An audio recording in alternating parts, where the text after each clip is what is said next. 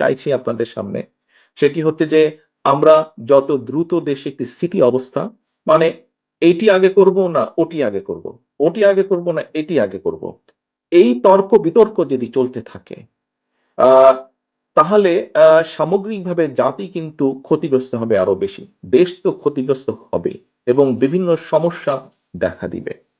সেজন্যই আমরা মনে করি, বিএনপির অবস্থান থেকে আমরা মনে করি, রাজনৈতিক দল হিসেবে আমরা মনে করি, একজন রাজনৈতিক কর্মী হিসেবে আমি মনে করি, দেশে যত দ্রুত সম্ভব একটি স্থিতি অবস্থা আনা সম্ভব, তত দ্রুত দেশকে ধ্বংসের কিনারা থেকে ধীরে ধীরে বের করে নিয়ে আসা সম্ভব, সরিয়ে নিয়ে আসা সম্ভব। অনেকেই বলে থাকেন, কোনো কোনো ব্যক্তি, আমি শুনেছি, অনেকের না বলেও কোনো কোনো ব্যক্তি বলার চেষ্টা করেন বা বলে থাকেন যে নির্বাচন হলেই কি সব সমস্যার সমাধান হয়ে যাবে?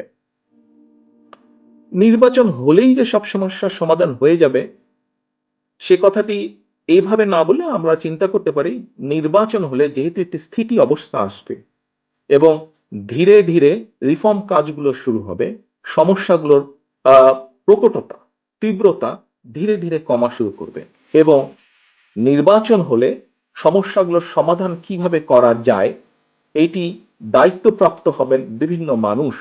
যখন দায়িত্বপ্রাপ্ত হবেন, স্বাভাবিকভাবেই তারা বসবেন, তারা আলোচনা করবেন, তারা কাজ করবেন।